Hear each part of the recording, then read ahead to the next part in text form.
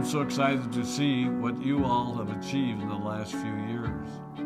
Your growth has been incredible, and I'm grateful for all of your hard work and sacrifice.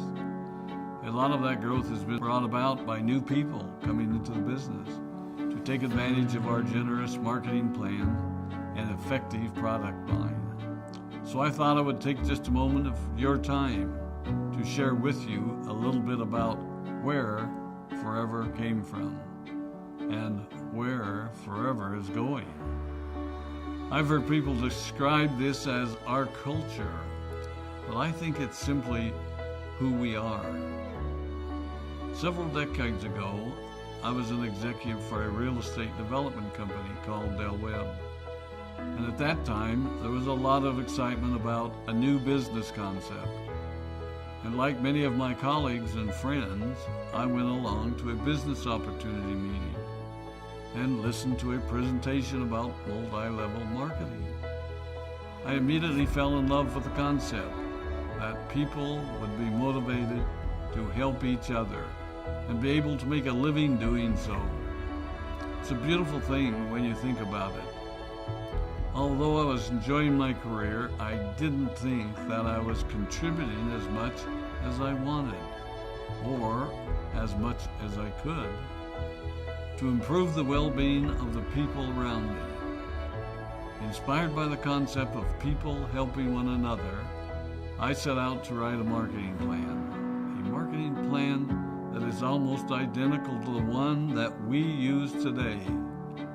As I developed it, I had two goals. One was to pay the highest bonuses possible and still be able to run a company effectively. Two, to build a plan that would motivate and encourage people to keep working. I wanted a plan to reward those that remain active and engaged. I love the concept of a royalty income. However, I believe that it's good for our souls to work hard. People who work hard are happier. Of course, if you work hard, you should play hard. And that was one of my motivational factors in starting Forever Resorts. It was to give people the opportunity to spend time with their loved ones and experience the wonder of nature. Next time we're together, maybe I can tell you more about my passion for our resorts, our rare animals, and spectacular natural resources. So, with the marketing plan prepared, I needed to find a product. And we searched around and looked at different opportunities. I was passionate about finding something that was effective, consumable, and that we knew would not be a fad. During my search, I met a group of doctors who had developed a method of stabilizing aloe vera. They convinced me of its efficacy, and we began testing the product, and were amazed by the results. We were in business. We had a fair and balanced marketing plan, a consumable, effective product, and the third ingredient, an absolute conviction that we could make a difference in the lives of the people around us. And while it might have been a bit presumptuous, we honestly believed that we could make a difference in the world. We put in generous return policies, customer service incentives, and began to build this business based on the principle of being nice to one another and helping others. The success was incredible, and we grew rapidly until Christmas of 1982. I was sitting at home with the family, and the phone rang. They informed me that there had been a freeze at our aloe plantations in Texas, and that all of our aloe was destroyed. I immediately went to the airport and flew to South Texas to see what we could do.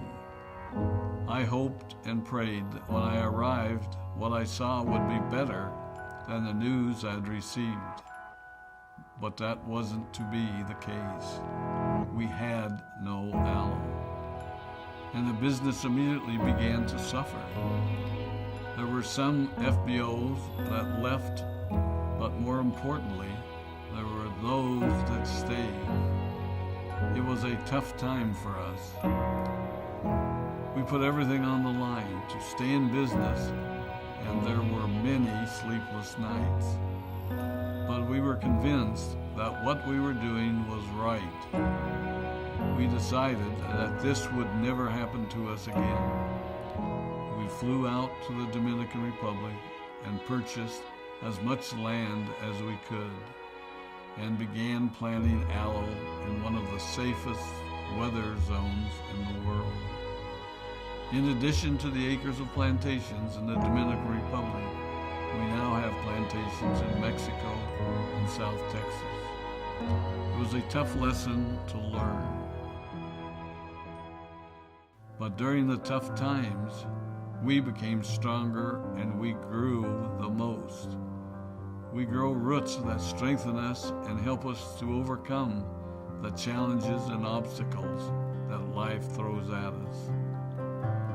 I have learned that solid principles and core beliefs do not have a sell-by date.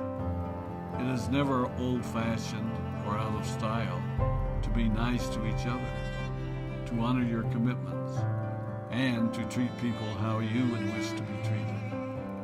I recognize that many of you might not have heard about our beginnings, as you are new in the company.